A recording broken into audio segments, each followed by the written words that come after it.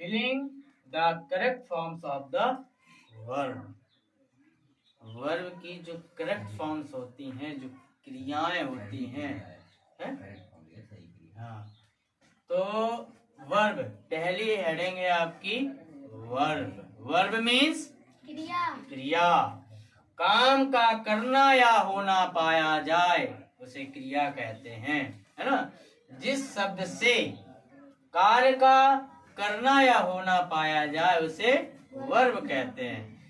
A verb is a words that tell something about a person or things.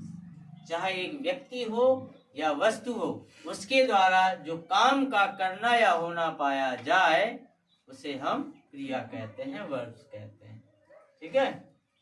मान लो हम काम कर रहे हैं, तो जो काम हम कर रहे हैं, जिस काम का करना या होना, उसी काम का, जैसे मैं पढ़ा रहा हूँ, तो क्या कर रहा हूँ, पढ़ा रहा हूँ, तो पढ़ाना क्या हो गई, क्रिया हो गई. तो वैसे ही जो काम करता है, जो व्यक्ति या वस्तु काम करता है, और जिस काम का करना या होना पाया जाए, ये काम हो रहा है या वो काम कर रहे हैं, तो ऐसे शब्दों को हम क्या कहते हैं, क्रिया कहते हैं. ठीक है. अब example, the teacher teaches in the class. The teacher, अध्यापक, टीचेज पढ़ाता है, इन द क्लास कक्षा में. अध्यापक कक्षा में पढ़ाता है, कक्षा नहीं, कक्षा में. तो अध्यापक कक्षा में पढ़ाता है, तो पढ़ाना, टीचेज क्या हो गई, ये आपकी क्या हो गई, वर्ब हो गई. ठीक है ना. अब विशेष वर्ब वाक्य का ऐसा शब्द है. वर्ब जो है पूरे सेंटेंस का एक ऐसा वर्ड होता है जिसके बिना वाक्य की रचना नहीं हो सकती. वर्ब नहीं है तो वाक्य, सेंटेंस नहीं बनेगा. Without words no complete sentence. Okay. एक वर्ब के बिना कोई भी सेंटेंस पूरा नहीं हो सकता. काइंड्स ऑफ द वर्ब, क्रिया के भेद 5 होते हैं. कौन कौन सा? इंट्रांसिटिव, ट्रांसिटिव, लिंकिंग, ऑक्सिलरी और प्रेजेंट.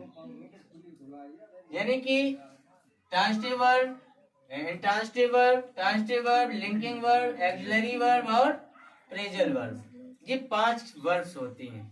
अब पहला है इंट्रांसिटिव वर्ब, अकर्मक क्रिया. ठीक है ना. कुछ क्रियाओं का प्रभाव उनके कर्ता तक ही सीमित रहता है. कुछ वर्ब्स ऐसी होती हैं जो सिर्फ सब्जेक्ट तक ही सीमित है, सब्जेक्ट से आगे नहीं है.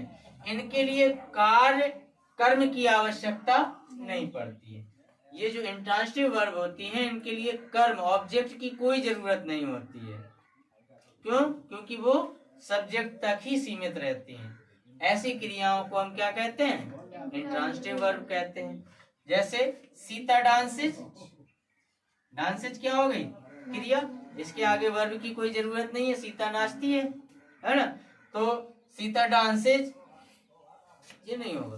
तो यहाँ तक हमें सिर्फ ऑब्जेक्ट की जरूरत नहीं पड़ती है, कर्ता तक ही सीमित रहते हैं, और ना ही यहाँ पर हमें कर्म की आवश्यकता होती है. किसमें? इंट्रांसिटिव वर्ब में. अब ट्रांसिटिव वर्ब सकर्मक क्रिया, जो क्रिया बिना ऑब्जेक्ट के अर्थ पूर्ण नहीं कर सकती है. जो ऐसी वर्ड्स होती हैं बिना ऑब्जेक्ट के उस सेंटेंस का अर्थ पूरा नहीं निकलता है, वो ट्रांसिटिव वर्ब होती हैं. ठीक है ना. जैसे Mohan wrote a letter. Mohan, Mohan हो गया सब्जेक्ट. ठीक है ना. रोट हो गया ट्रांसिटिव वर्ब. क्यों? क्योंकि इसके आगे अ लेटर एक ऑब्जेक्ट लगा हुआ है. अगर ऑब्जेक्ट नहीं होगा तो मोहन रोट सेंटेंस पूरा नहीं होगा, इसका अर्थ पूर्ण नहीं होगा.